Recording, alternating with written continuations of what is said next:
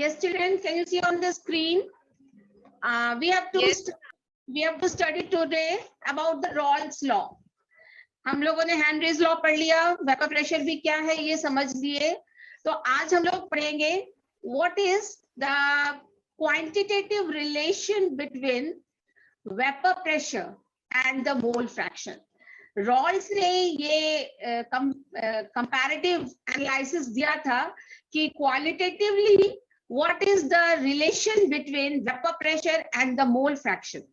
Children, एक चीज आप समझिए, सपोज आपके पास एक सोल्यूशन है, ठीक है. आपका जो सोल्यूशन है, आपने सपोज पानी लिया और आप उसमें नमक या चीनी कुछ भी आप सॉल्यूट उसमें मिलाते जा रहे हैं, which is a non volatile, ठीक है, containing a non volatile solute.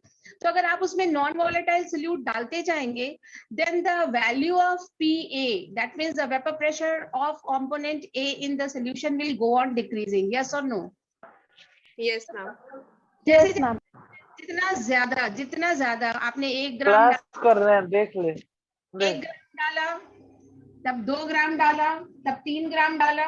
तो जैसे जैसे आप नॉन वॉलेटाइल सॉल्यूट का अमाउंट, यानी कि आप उनका मोल फ्रैक्शन, उसका मोल फ्रैक्शन, जैसे जैसे आप उसका मोल फ्रैक्शन सॉल्यूशन में बढ़ाते जा रहे हो, वैसे वैसे द कंपोनेंट A जो कि वॉलेटाइल है, जो कि आपका सॉल्वेंट है, उसका vapour pressure in the solution will go on decreasing.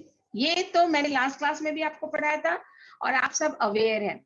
But what amount, किस अमाउंट से और how quantitatively it is dependent. तो ये मोल फ्रैक्शन पर डिपेंडेंट है.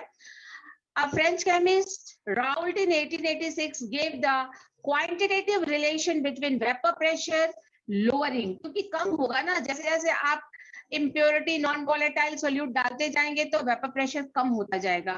तो vapour pressure lowering and the concentration of solution. Concentration का मतलब यहाँ पे क्या होगा कि आपने कितना मोल फ्रैक्शन डाला है, जितना ज्यादा आप सॉल्यूट का मोल फ्रैक्शन सॉल्यूशन में बढ़ाएंगे, उसका कंसंट्रेशन भी बढ़ता जाएगा. So this quantitative relationship is known as Raoult's law. Clear है? ओके. तो अब हम लोग देख रहे हैं Raoult's law for a solution containing non volatile solute. If a solute is non-volatile, then only the solvent molecules that are present in vapor phase contributes to vapor pressure. मेरे ख्याल से ये सेंटेंस को समझने में आपको कोई दिक्कत है नहीं होगी, क्योंकि अगर आपने नॉन वॉलेटाइल डाला है, कंपोनेंट भी नॉन वॉलेटाइल है, तो जो वेपर प्रेशर होगा वो किसकी वजह से होगा? Only for of component A, ठीक है ना. कंपोनेंट A की वजह से ही होगा. Thus the vapor pressure of a solution containing non-volatile solute is actually vapor pressure of solvent in the solution. तो हम लिख सकते हैं कि जो P solution का है, that means PT क्या होता है? सॉल्यूशन का. that is equal to PA, क्योंकि PB की वैल्यू तो 0 है और PA आपका क्या होगा, that we will see. So vapor pressure of solution is equal to vapor pressure of solvent in the solution. मेरे ख्याल से समझ में आ गई होगी. अब हम लोग देखते हैं statement of Rawls law. For a solution containing a non-volatile solute, Rawls law actually non-volatile solute के लिए ही है, but आप volatile solute के लिए भी लिख सकते हैं इसको. तो पहले हम लोग नॉन वॉलेटाइल का देख लेते हैं, फिर वॉलेटाइल का आपको बता देंगे. For a solution containing a non volatile solute, the vapour pressure of solution at a particular temperature is equal to the product of vapour pressure of solvent. Vapour pressure of solvent मतलब pure solvent, P0A, in the pure state and its mole fraction, that is XA. Mole fraction तो सब समझ रहे हो, mole fraction. Yes, ma'am. तो आप अगर किसी भी सॉल्यूशन का वेपर प्रेशर P टोटल निकालना चाहते हैं, तो वो किसके बराबर होता है? वो उसके कंपोनेंट के वेपर प्रेशर के बराबर होता है. दैट मींस अगर उसमें 2 कंपोनेंट है A एंड B, तो PA प्लस PB के बराबर होगा. बट PB नॉन वॉलेटाइल है, तो उसकी वजह से जो वेपर प्रेशर है दैट इज 0. दैट मींस वो सिर्फ PA के वेपर माने कंपोनेंट A के पार्शियल प्रेशर के बराबर होगा. So P total is equal to PA. And what is PA? तो रॉल्स ने अपने स्टेटमेंट में कहा चिल्ड्रन आप देखिए PA vapour pressure of component ए किस पर डिपेंड करेगा, वो डिपेंड करेगा कि उसका मोल फ्रैक्शन XA कितना है, ये X है, उसका मोल फ्रैक्शन X है, कंपोनेंट A का मोल फ्रैक्शन सॉल्यूशन में कितना है। अगर ये ज्यादा होगा तो ये भी ज्यादा होगा। मेरे ख्याल से इसको समझने में आपको दिक्कत है। अगर A का कंपोनेंट ज्यादा है तो A का कंपोनेंट ज्यादा है तो उसका वेपर भी ज्यादा बनेगा, ठीक है ना। A का कंपोनेंट ज्यादा है तो वेपर भी, पार्शियल प्रेशर जो बनेगा A का वो भी ज्यादा होगा। That means PA is directly proportional to XA, PA is directly proportional to XA, और कांस्टेंट ऑफ प्रोपोर्शनैलिटी अगर हम लगा दे P नॉट A तो ये बन जाएगा PA is equal to P naught A XA। यही रॉल्स ने कहा था कि किसी भी वॉलेटाइल सॉल्वेंट का कोई भी सॉल्यूशन में अगर एक नॉन वॉलेटाइल सॉल्यूट है तो उसका सॉल्वेंट का पार्शियल प्रेशर जो कि वो सॉल्यूशन में एक्सर्ट करेगा that will be mathematically equal to P naught A XA, मतलब उसका प्योर फॉर्म में जो वेपर प्रेशर वो बनाएगा इनटू उसका मोल फ्रैक्शन इनटू XA, उसका मोल फ्रैक्शन सॉल्यूशन में कितना, इन दोनों के प्रोडक्ट के बराबर होगा। एक्चुअली मोल तो उनका मोल फ्रैक्शन क्या होता है, किसी भी चीज का मोल फ्रैक्शन की बात करें तो वी नो दैट अगर दो कंपोनेंट है तो mole fraction of XA plus mole fraction of XB is equal to 1, तो ये तो हमेशा 1 से कम ही होगा ना। तो ये आपका स्टेटमेंट है रॉल्स लॉ का। और अगर हम इसकी बात करें टोटल प्रेशर की, तो टोटल प्रेशर किसके बराबर होता है, PA के, और PA का वैल्यू क्या है, P नॉट A XA, तो P नॉट A XA हम लिख सकते हैं vapour pressure of a solution which is containing a non-volatile solute is equal to vapor pressure of the solvent in the pure form into its mole fraction in the solution. इन दोनों के product के बराबर होगा। So what is PT? It is the total vapor pressure of the solution, और ये क्या है P naught A, vapour pressure of pure component A, और XA क्या है into mole fraction of A. So is this statement of Rolls Royce clear? Yes, ma'am. Actually इन्होंने जो इनका ये जो था वो ये उनका थ्योरेटिकल कॉन्सेप्ट है, उन्होंने ये थ्योरेटिकल कॉन्सेप्ट दिया था। एक्सपेरिमेंटली इट मे और may not be same, experimentally जब हम इसको वेरीफाई करेंगे तो हो सकता है कि ये इसके बराबर आए PA is equal to P naught XA और नहीं भी आए। वो क्यों आएगा और क्यों नहीं आएगा, वो क्या कंडीशन होगा, वो हम लोग आगे पढ़ेंगे। बट अभी उन्होंने जो अपने थ्योरी प्रपोज किया था, थ्योरेटिकल कॉन्सेप्ट ही है ये रॉल्स लॉ, कि उनका ये एक्सपेक्टेशन है, उनका ये इमेजिनेशन, और या वो कह सकते हो आप कि वो प्रेडिक्ट कर रहे थे, ये इनका प्रेडिक्शन था कि कोई भी सॉल्यूशन जिसमें एक नॉन वॉलेटाइल सॉल्यूट आपने डाल रखा है तो सॉल्यूशन का जो वेपर प्रेशर होगा वो because of the partial pressure of component A only, जो कि वॉलेटाइल है, क्योंकि B नॉन वॉलेटाइल है। और इसकी वैल्यू किस पर डिपेंड करेगी, इसकी वैल्यू डिपेंड करेगी कि इसका खुद का मोल फ्रैक्शन सॉल्यूशन में कितना है। अगर ये पानी है तो पानी कितना है, अगर पानी ज्यादा है तो ज्यादा वेपर्स बनेंगे, और पानी कम है यानी कि पानी कम कब होगा, जब सॉल्यूट ज्यादा होगा, तो ये कम बनाएगा। यानी कि PA is directly proportional to XA, और कांस्टेंट ऑफ प्रोपोर्शनैलिटी अगर हम लगा दे P नॉट A तो ये इक्वेशन बन जाएगा। ये एक्चुअली ये प्रेडिक्शन था रॉल्स का कि ऐसा होना चाहिए, ऐसा होगा, और उन्होंने ये लॉ फ्रेम किया which is known as Raoult's law. अब देखिए रॉल्स लॉ का जो स्टेटमेंट अभी हमने देखा है for a non volatile solute, थोड़ा सा इसको आप इसका एक्सप्लेनेशन भी देख सकते हैं, और इसी का मैं दूसरा भी बता रही हूँ कि अगर उसमें एक वॉलेटाइल सॉल्यूट प्रेजेंट हो तो क्या होगा। एक नॉन वॉलेटाइल है तो हमने अभी देखा कि अगर नॉन वॉलेटाइल है तो क्या देखा कि PT is equal to PA, वहां PB आएगा ही नहीं क्योंकि इसकी वैल्यू 0 होगी। बट सपोज आपने एक ऐसा सोल्यूशन लिया है जिसमें सॉल्वेंट भी वॉलेटाइल है और सॉल्यूट भी वॉलेटाइल है, सॉल्वेंट भी वॉलेटाइल है, सॉल्यूट भी वॉलेटाइल है, और इन दोनों को मिला के जो आप सॉल्यूशन बना रहे हो इसमें दोनों का मोल फ्रैक्शन है, XA भी है और XB भी है। तो दोनों की वजह से वेपर बनेंगे, A की वजह से भी वेपर बनेंगे बी की वजह से भी वेपर बनेंगे। तो सोल्यूशन का वेपर प्रेशर किसके बराबर होगा? तो दोनों के वेपर के बराबर होगा, यानी कि PT total vapour pressure of the solution will be equal to partial pressure of component A plus partial pressure of component B, क्योंकि यहाँ पर बी भी वॉलेटाइल है, इसके भी वेपर्स बनेंगे। तो दोनों के सम के बराबर आपका टोटल वेपर प्रेशर होगा। PT is vapour pressure of the solution, PA is partial vapour pressure of the solution component A and PV is the partial vapor pressure of component B। तो आपका PA किसके बराबर होगा? PA according to Raoult's law is equal to P naught AXA and PV will be according to Raoult's law P naught B XB। तो PT क्या होगा? PA plus PV, PA plus PV। तो PA का value लिख दो यहाँ पर P naught AXA और पीबी का वैल्यू लिख दो P not B X B. तो ये आपका स्टेटमेंट बन जाता है, ये एक्सप्रेशन बन जाता है।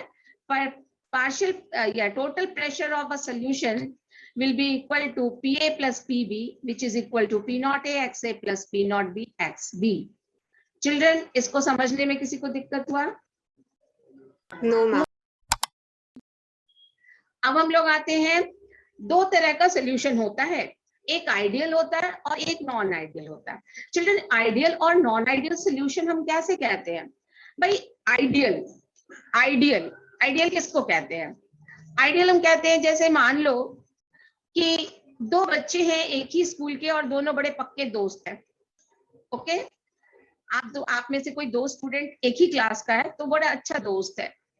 अब उनमें से कोई एक बच्चा जो अपने घर में रहता है तो उसके घर के आसपास भी बच्चे हैं और वहां भी उसका एक बच्चा उसका बहुत ही अच्छा दोस्त है। जब वो अपने क्लास में था और अपने फ्रेंड से दोस्ती किया हुआ था, वो दोस्ती का बॉन्ड कितना स्ट्रांग था।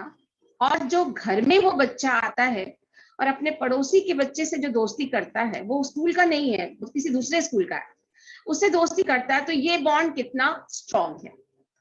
अगर इस बच्चे का बॉन्ड अपने स्कूल के बच्चे के साथ और अपने घर के पास रहने वाले बच्चे के साथ, दोनों के साथ अगर वो सेम दोस्ती, सेम एक्सटेंट ऑफ फ्रेंडशिप बना के रखता है, तो हम कहेंगे भैया आप बड़े आइडियल हो भाई, आप सबके साथ बराबर दोस्ती रखते हो, यू आर आइडियल चाइल्ड। क्योंकि जनरली जब बच्चा किसी दो के साथ दोस्ती करता है तो किसी एक के साथ उसकी दोस्ती थोड़ी पक्की होती है, दूसरे के साथ थोड़ी सी कच्ची हो जाती है, एकदम एक ही एक्सटेंट पर वो दोस्त नहीं बना सकता है। तो अगर ऐसा वो कर रहा है तो हम कहेंगे भाई तुम बड़े आइडियल हो, आइडियल मनुष्य हो, कहते हैं ना, बड़े आइडियल हो। तो यहाँ भी ideal and non ideal solution की जो हम बातें करेंगे, इसी पॉइंट ऑफ व्यू पे बात करेंगे, फोर्स ऑफ अट्रैक्शन के पॉइंट ऑफ व्यू से। आइडियल सोल्यूशन वो होता है जो कि राउल्ट्स लॉ को ओबे करे, राउल्ट्स लॉ को ओबे करे। राउल्ट्स लॉ ने क्या क्या था, कहा था P A is equal to P not A X A, इसको जो ओबे करे, और P B is equal to P not B X B, इसको जो ओबे करे, या पी टी यानी total pressure is equal to P not A X A plus P not B X B, इसको जो ओबे करे, यानी कि राउल्ट्स लॉ को जो ओबे करे। राउल्ट्स लॉ ने क्या कहा कि partial pressure of a component is equal to the product of its vapor pressure in the pure form into mole fraction in the solution। यही कहा था इन्होंने। तो इनके कहे हुए इस बात को जो सोल्यूशन ओबे करे वो आइडियल सोल्यूशन कहलाता है, और जो सोल्यूशन ओबे ना करे that is called non-ideal solution।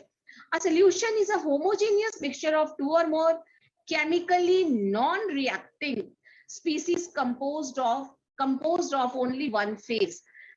जो दो कंपोनेंट हम डालते हैं सोल्यूशन बनाने के लिए वो नॉन रिएक्टिव होना चाहिए और किसी एक ही फेज में होना चाहिए। ठीक है, मतलब आपने डाला तो फाइनली सोल्यूशन का फेज एक ही होना चाहिए, दोनों या तो लिक्विड फेज है तो लिक्विड में ही आना चाहिए। सोल्यूशन कैन बी आइडियल और non ideal depending upon whether they obey Raoult's law और नॉट। तो अभी हमने देखा जो राउल्ट्स लॉ को ओबे करे under all condition of concentration and temperature वो आइडियल है, और जो ना ओबे करे दैट इज नॉन आइडियल। ये बात तो समझ में आ रही है, इज आइडियल और नॉन आइडियल। चलिए हम लोग थोड़ा थोड़ा इस बात को समझते हैं। अभी जो मैंने एक दोस्त की बात करी बिल्कुल वैसी ही बात है। सपोज कि आपका एक प्योर सॉल्वेंट है जिसमें सिर्फ एक कॉम्पोनेंट्स है, सिर्फ एक कॉम्पोनेंट्स है। तो हर ये एटम भी हो सकता है, मॉलिक्यूल्स भी हो सकता है, कोई भी पार्टिकल हो सकता है। तो ये लिक्विड फेज में है क्योंकि हम लिक्विड का ही बात कर रहे हैं इस चैप्टर में। तो सपोज ये लिक्विड फेज में है, तो सभी कंपोनेंट ए कंपोनेंट के बीच में एक फोर्स ऑफ अट्रैक्शन होगा, चाहे वो कोई भी फोर्स ऑफ अट्रैक्शन हो, चाहे वो हाइड्रोजन बॉन्ड हो, वॉन डर वाल फोर्स हो, डाइपोल डाइपोल इंटरेक्शन हो, किसी भी तरह का फोर्स ऑफ अट्रैक्शन हो ए और ए के बीच में, इस ए और ए के बीच में, इसके इन दो ए के बीच में, इन दो ए के बीच में, इन दो ए के बीच में, मतलब हर दो ए के बीच में एक फोर्स ऑफ अट्रैक्शन होगा। अगर ये प्योर कंपोनेंट ए है तो हर ए के बीच में फोर्स ऑफ अट्रैक्शन होगा। अगर हम सॉल्यूट की बात करते हैं, वेदर इट इज वॉलेटाइल और नॉन वॉलेटाइल, इसको थोड़ी देर के लिए हम भूल जाते हैं, मानते हैं कि ये हमारा सॉल्यूट है और चलो ये भी वॉलेटाइल है, तो इसमें भी दो कंपोनेंट नॉन वॉलेटाइल है, देन ऑल्सो दो कंपोनेंट दो पार्टिकल्स के बीच में एक फोर्स ऑफ अट्रैक्शन होगा और ये फोर्स ऑफ अट्रैक्शन बी होगा, बी फोर्स ऑफ अट्रैक्शन। यहाँ the force of attraction is a और यहाँ जो फोर्स ऑफ अट्रैक्शन है बी। अब जो ए के बीच में है,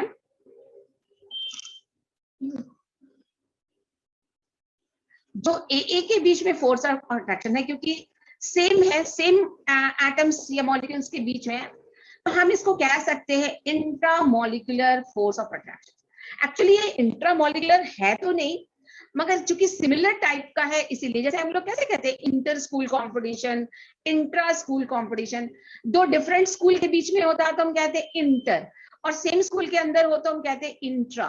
तो यहाँ भी same molecule, same type of molecules के बीच में है, तो हम चलो इसका नाम देते हैं इंट्रामॉलिक्यूलर फोर्स ऑफ अट्रैक्शन।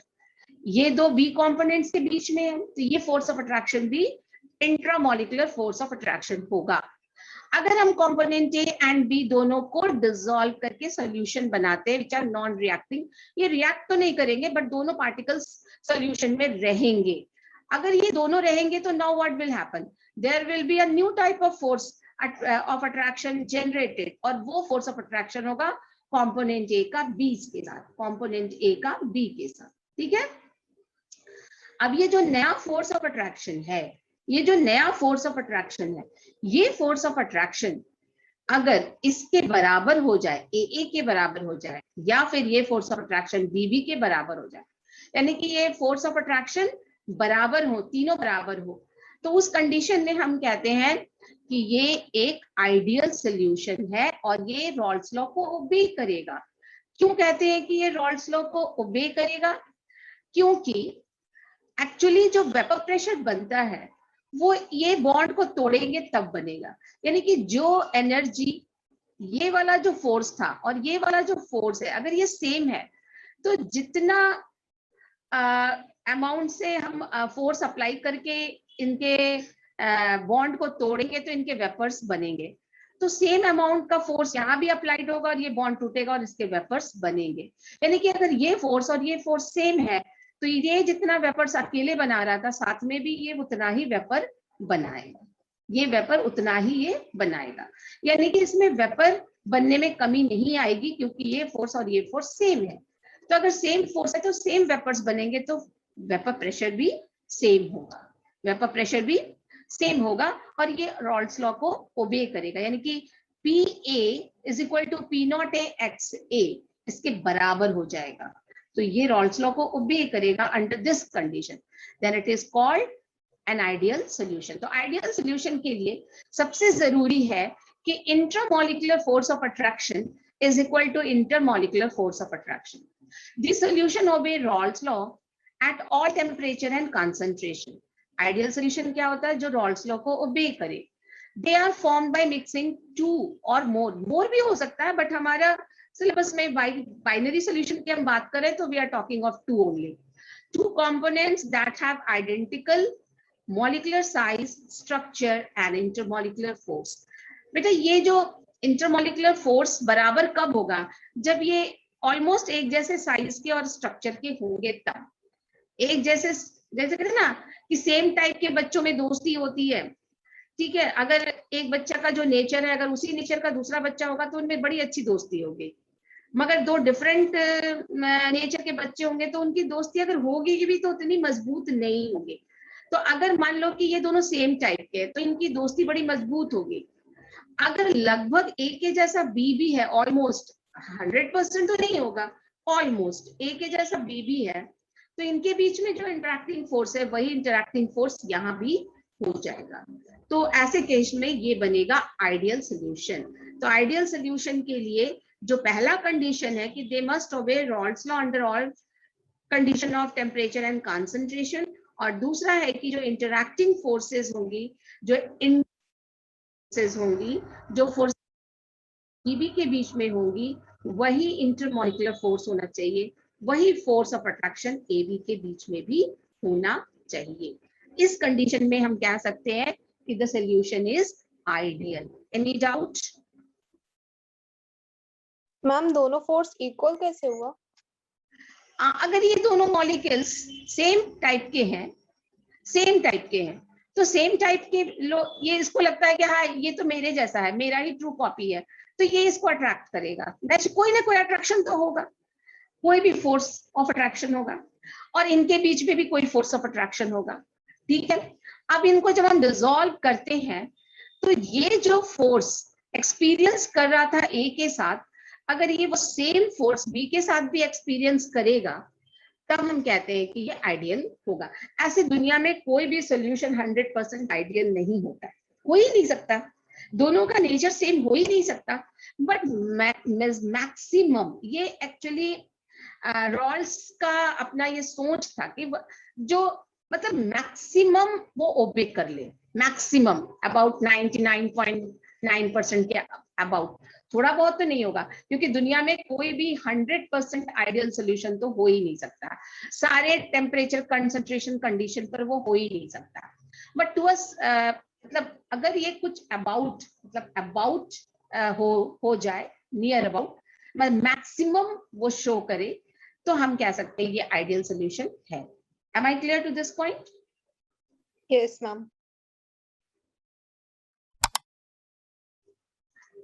तो ये जो अभी बात मैंने कही कि intermolecular force of attraction between A and B are equal to those of A B, ये पहला कंडीशन है, ये ओबे करेगा रॉल्स लॉ।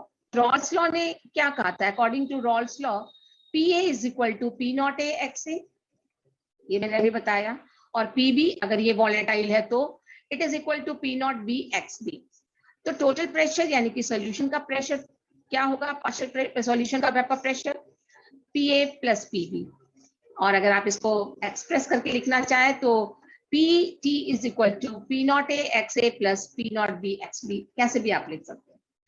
अगर ये इस स्टेटमेंट को ये ओबे कर रहा है, यानी कि अगर किसी कंपोनेंट ए का पार्शियल प्रेशर उसके बने प्योर सॉल्वेंट के vapour pressure and it's mole fraction के प्रोडक्ट्स के बराबर हो जाए, ये एक्चुअली थ्योरेटिकल वैल्यू है, और ये वैल्यू एक्सपेरिमेंटली है, तो ये एक्सपेरिमेंटल वैल्यू इस थ्योरेटिकल वैल्यू के बराबर हो जाए, यानी कि जो रॉल्स ने एज्यूम किया था उस एजम्पशन के बराबर हो जाए, तो हम कहते हैं the solution is ideal. But अगर ये बराबर नहीं हो, then we say that the solution is not ideal. तो आइडियल सोल्यूशन में रॉल्स लॉ को ओबे करना मस्ट है। दूसरा, इंटरैक्टिंग फोर्स भी बराबर होना चाहिए, यानी कि इंट्रामॉलिक्यूलर फोर्स और इंटरमॉलिक्यूलर फोर्स, यानी कि फोर्स बिटवीन ए और B must be equal to A B. अब तीसरा क्या है? ये दो पॉइंट तो आपको समझ में आ गया, अब तीसरा पॉइंट, तीसरा कंडीशन क्या है? तो तीसरा कंडीशन है कि अगर ये सोल्यूशन आइडियल है, अगर सोल्यूशन आइडियल है तो change in volume must be equal to zero, change in volume must be equal to delta V must be equal to zero. इसका मतलब क्या? चिल्ड्रन देखो मैं बता रही हूं कि सपोज आपने 5 लीटर सॉल्यूट लिया, सॉल्वेंट लिया 5 लीटर, और 2 लीटर सॉल्यूट लिया, कोई भी लिक्विड आपका सॉल्यूट है, अल्कोहल या कुछ भी, चलो कोई भी मान लेते हैं, XYZ कुछ भी, तो आपने सॉल्वेंट लिया और सॉल्यूट लिया, ये सॉल्वेंट है और ये सॉल्यूट है, इसका 5 लीटर लिया, इसका 2 लीटर लिया, और आपने सोल्यूशन बनाया, तो आपका रेडी सोल्यूशन कितना होना चाहिए? एनीबॉडी? आवाज आ रही है? 7 लीटर 7 लीटर होना चाहिए। ठीक है, अगर ये एग्जैक्टली 7 लीटर है, दैट मीन्स कोई वॉल्यूम में चेंज आया नहीं, जितना होना चाहिए No. उतना, तो change in volume is 0। But कुछ केसेस में क्या होता है, ये 7 लीटर से थोड़ा सा कम हो जाता है 6.8, या थोड़ा सा ज्यादा होता है 7.1, थोड़ा सा कम या थोड़ा सा ज्यादा हो जाए वॉल्यूम, चेंज इन वॉल्यूम, कुछ वैल्यू आ जाए पॉजिटिव या नेगेटिव, तो ये आइडियल सोल्यूशन नहीं है। तो चिल्ड्रन, आइडियल सोल्यूशन का मतलब वॉल्यूम से रिलेटेड जब हम बात करें तो मैं आपको बता दूं कि अगर ए के बीच में एक फोर्स ऑफ अट्रैक्शन है तो ए मॉलिक्यूल एक सर्टेन डिस्टेंस पर है, और बीबी के बीच में भी एक फोर्स ऑफ अट्रैक्शन है तो बीबी मॉलिक्यूल्स भी एक सर्टेन डिस्टेंस पर है। अगर हम दोनों को मिक्स करके सोल्यूशन बनाते हैं और ए बी के बीच में वही फोर्स ऑफ अट्रैक्शन है जो ए के बीच में या बीबी के बीच में था, तो ये फोर्स ऑफ अट्रैक्शन भी अगर वही फोर्स ऑफ अट्रैक्शन है, तो जितने डिस्टेंस पर ये दो मॉलिक्यूल्स थे, जितने डिस्टेंस पर ये दो मॉलिक्यूल्स थे, उतने ही डिस्टेंस पर ये दो मॉलिक्यूल्स भी रहेंगे। ना तो इनके बीच में डिस्टेंस कम होगा और ना ही इनके बीच का डिस्टेंस ज्यादा होगा, क्योंकि इनका साइज भी ऑलमोस्ट सेम है, शेप भी ऑलमोस्ट सेम है, और फोर्स ऑफ अट्रैक्शन भी ऑलमोस्ट सेम है। तो उस कंडीशन में चेंज इन वॉल्यूम आप नहीं महसूस करेंगे। वहां पे आपने 5 और 2 लीटर मिलाया 7 लीटर, यानी कि change in volume must be equal to 0। ये थर्ड कंडीशन है for ideal solution. Now what is the fourth condition? Fourth condition है हीट चेंज या enthalpy change on mixing must be 0। Delta, ये delta का sign है, delta H must be equal to 0। Del H मतलब change in enthalpy, ये कितनी होनी चाहिए? 0। ना तो हीट एब्जॉर्ब होना चाहिए, ना ही हीट इवॉल्व होना चाहिए। जब आप कंपोनेंट ए और कंपोनेंट बी को मिला के सॉल्यूशन बना रहे होते हैं ए बी का, तो वहां पे हीट ना तो इवॉल्व होना चाहिए ना तो एब्जॉर्ब होना चाहिए। ये कंडीशन है fourth condition, that delta H of mixing must be equal to 0। तो ये कैसे हो सकता है चिल्ड्रन? अगर ये फोर्स ऑफ अट्रैक्शन, ये फोर्स ऑफ अट्रैक्शन और ये फोर्स ऑफ अट्रैक्शन अगर ऑलमोस्ट सेम है, तो क्या होगा कि आपने इस बॉन्ड को तोड़ने, पहले तो हम इस बॉन्ड को तोड़ेंगे तभी तो ये बॉन्ड जुटेगा।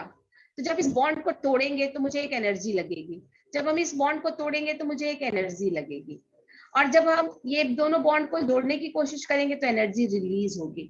तो जो एनर्जी इनको तोड़ने में लगा है और जो एनर्जी रिलीज हुई, अगर ये दोनों एनर्जी, तो हम कहेंगे कि डेल्टा एच इज 0। यस और नो? Yes, ma'am. तो डेल्टा एच, तो आइडियल सोल्यूशन के केस में चूंकि ये सारे फोर्सेस सेम है, तो सेम एनर्जी जितना लगाना पड़ेगा तोड़ने के लिए उतना ही निकल जाएगा जोड़ते समय। तो डेल्टा एच ना तो एब्जॉर्ब होगा ना तो इवॉल्व होगा, यानी कि ना तो ये एक्सोथर्मिक रिएक्शन होगा ना तो एंडोथर्मिक रिएक्शन होगा। There will be no change in enthalpy, heat का कोई चेंज आप महसूस नहीं करेंगे। तो this is an condition for ideal. ये 4 कंडीशन आपको याद रखना है आइडियल सोल्यूशन के लिए। आइडियल सोल्यूशन वो होता है जो रॉल्स लॉ को ओबे करे। आइडियल सोल्यूशन वो होता है जिसमें interacting forces A and B must be equal to A B. Ideal solution में delta V of mixing must be equal to 0 और enthalpy change on mixing must be equal to 0। ये 4 condition अगर ये ओबे कर रहा है तो हम कहेंगे the solution is ideal. Any doubt? No, ma'am. चलिए, No, ma'am. ये कंडीशन यहाँ पर लिखा हुआ है कि the solution obey Raoult's law, change in volume of mixing 0, enthalpy change mixing 0। और इसका कारण क्या है? तो कारण मैंने ऑलरेडी एक्सप्लेन कर दिया कि the main reason behind these 3 properties is shown by an ideal solution is the nature of molecular interacting force does not change any significantly। मतलब इंटरैक्टिंग फोर्स ए के बीच में जो था वह, या बीबी के बीच में जो था, वही ए बी के बीच में है। Any doubt? No, ma'am. Okay, तो अब हम आते हैं नेक्स्ट एग्जांपल्स है।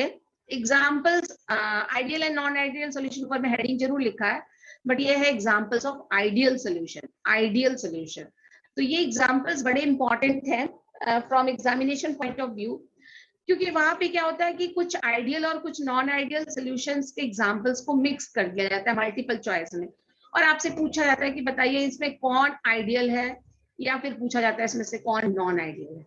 तो कोई एक आइडियल होगा, 3 नॉन आइडियल, तो आपको आइडियल ढूंढना होगा, या 3 आइडियल होगा, 1 नॉन आइडियल, तो आपको नॉन आइडियल ढूंढना होगा। तो एग्जाम्पल से आपको बहुत फेमिलियर होना है, बार बार आपको एग्जाम्पल देखना है। Benzene and toluene, n hexane and n heptane, chlorobenzene and bromobenzene, ethyl bromide, ethyl iodide, ethylene dibromide और propylene dibromide, benzene and ethylene dichloride. NCERT book में आपको ये एग्जांपल्स बहुत अच्छे से मिल जाएंगे। आपको उतने ही एग्जांपल से फेमिलियर होना है, जो कि मतलब इन दोनों के मिक्सिंग से ये आइडियल सॉल्यूशन बनता है, क्योंकि चेंज इन एंथैल्पी 0 है, चेंज इन वॉल्यूम 0 है। ये आइडियल रॉल्स लॉ को ओबे करता है, इंटरैक्टिंग फोर्सेस में इसमें सेम रहते हैं, इसीलिए ये आइडियल। नाउ चिल्ड्रन, आइडियल अगर है तो फिर नॉन आइडियल कौन है? नॉन आइडियल वो है जो आइडियल वाले चीजों को ओबे ना करे, आइडियल वाले चीजों को ओबे ना करे। जैसे आइडियल सॉल्यूशन रॉल्स लॉ को ओबे करता है, नॉन आइडियल सॉल्यूशन क्या होगा? These are the solution which do not obey Raoult's law. Raoult's law ने जो कहा था कि PA is equal to P naught A X, इसको ओबे नहीं करेगा। रॉल्स लॉ ने कहा था कि PB is equal to P naught B X B, इसको ओबे नहीं करेगा। रॉल्स लॉ ने कहा था कि PT यानी कि total pressure of a solution is equal to PA plus PB, तो that is equal to P naught A X A plus P naught B X B, इसको ओबे नहीं करेगा। मतलब ये रॉल्स लॉ को ओबे नहीं करेगा। दूसरा कंडीशन है, the vapour pressure of the solution is either higher और lower than predicted by Raoult's law. Raoult's law ने कहा कि इस PA इसका PA is the vapour pressure या partial vapour pressure of component A, ठीक है। तो वो PA जो है P नॉट A एक्स के बराबर नहीं होगा, तो क्या होगा? बराबर नहीं होगा तो आइदर हायर होगा या लोअर होगा। Am I clear to this point? अगर हम कहते हैं PA is equal to P naught A X is equal to, तो इज इक्वल टू तो आइडियल सॉल्यूशन के लिए हो गया, और अगर ये नॉट इक्वल टू है तो यानी कि वो लेस है या मोर है, तो उस कंडीशन में ये प्रेडिक्ट करेंगे इसको। नॉन आइडियल सॉल्यूशन में डेल्टा V आइडियल के लिए 0 था, इसमें नॉन 0 है, या तो कम होगा या तो ज्यादा होगा। डेल्टा H आइडियल के लिए 0 था, नॉन आइडियल के लिए नॉट 0 होगा, या फिर कम होगा या ज्यादा। अगर नॉट इक्वल टू 0 है तो 2 कंडीशन, कम या ज्यादा, यहाँ भी 2 कंडीशन, कम या ज्यादा, और यहाँ भी 2 कंडीशन, कम या ज्यादा। Am I clear to this point? तो नॉन आइडियल सॉल्यूशंस 2 तरह के होते हैं, एक जो हायर वेपर प्रेशर बनाते हैं और दूसरा जो लोअर प्रेशर बनाते हैं एज प्रेडिक्टेड बाय रॉल्स। मतलब अगर रॉल्स ने कहा PA is equal to P naught A X, तो PA या तो greater than P naught A X होगा या फिर less than P naught A X होगा। उस कंडीशन में non ideal solutions are of 2 type.